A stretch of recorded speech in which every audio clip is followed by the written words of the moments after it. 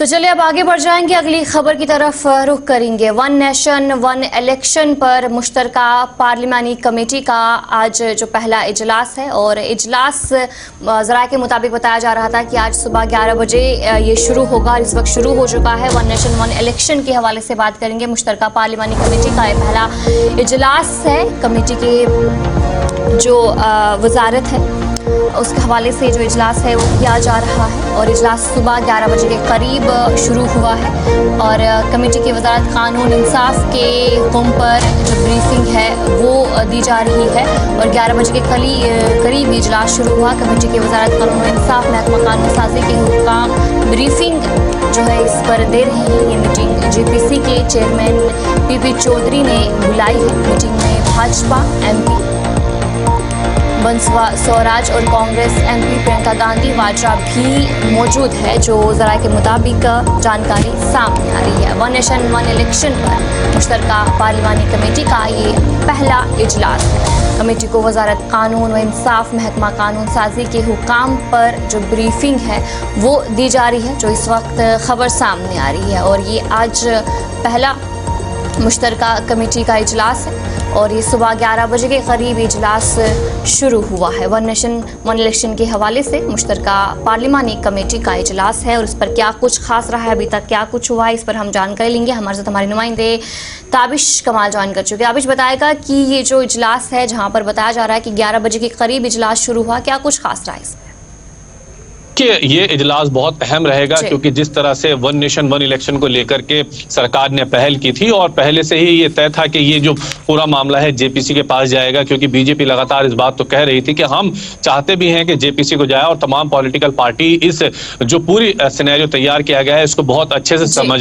हालांकि अपोजिशन ने तो इस पर अपनी नाराजगी जाहिर कर दी थी। अपोजिशन कहना था कि सरकार इस पर जिस तरह से वन नेशन इलेक्शन लागू करना चाहती है उसमें बहुत सारी जो है खामियां भी हैं। अगर कहीं पर मिड टर्म इलेक्शन होता है तो सरकार उस पर क्या कदम उठाएगी। दूसरा सरकार का कहना, दूसरी तरफ से अपोजिशन का कहना यह था कि सरकार ये भी बताए कि कई जो राज्य हैं जहां पर इलेक्शन के बाद भी सरकार ड्रॉप आउट हो जाती है, जैसे मध्य प्रदेश का एक एग्जाम्पल दिया गया। मध्य प्रदेश में सरकार बनती है, हालांकि कांग्रेस के कुछ विधायक टूट करके बीजेपी में जाते हैं और फिर बीजेपी की सरकार बनती है, उस पर क्या रहेगा। हालांकि अपनी तरफ से बीजेपी और सरकार का तर्क यह है कि इसके करने से कई बहुत फायदे भी होंगे, जिसमें कहा गया है कि खर्चे, पहली बात तो बड़ी तादाद में इसमें खर्चा होता है, खर्चे की इसमें बचत होगी। दूसरा कहा गया टाइम बहुत ज्यादा कंज्यूम होता है, टाइम बचत होगी। तीसरा कहा गया कि फोर्सेज बहुत ज्यादा लगाई जाती हैं, फोर्सेज का नुकसान होता है, और जब आचार संहिता लगती है तो उसकी वजह से कई काम है वो रुक जाते हैं। सरकार का अपना तर्क है।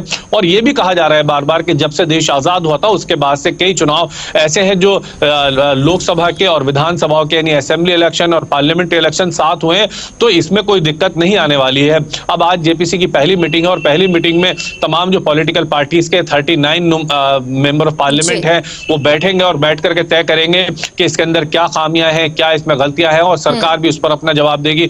देखिए, बीजेपी ने पूरी तरह से साफ कर दिया है कि बीजेपी इसको लेकर के पूरी तरह से तैयार है, और बीजेपी ने इससे पहले 3 मंत्रियों की ड्यूटी इसमें लगाई थी, जिसमें राजनाथ सिंह थे, किरण रिजिजू थे, अर्जुन राम मेघवाल थे। इन लोगों को लगाया गया था इसलिए कि ये एनडीए के घटक दल जितने भी हैं उनसे बातचीत कर सके, और एनडीए के घटक दलों ने अपनी रजामंदी जाहिर की थी कि वन नेशन वन इलेक्शन के लिए वो पूरी तरह से सरकार के और बीजेपी के साथ है। चंद्रबाबू नायडू की बात कर ली जाए या नीतीश कुमार की बात कर ली जाए, वन नेशन वन इलेक्शन को लेकर के इन लोगों ने साफ कर दिया था कि हम पूरी तरह से सरकार के साथ खड़े हुए।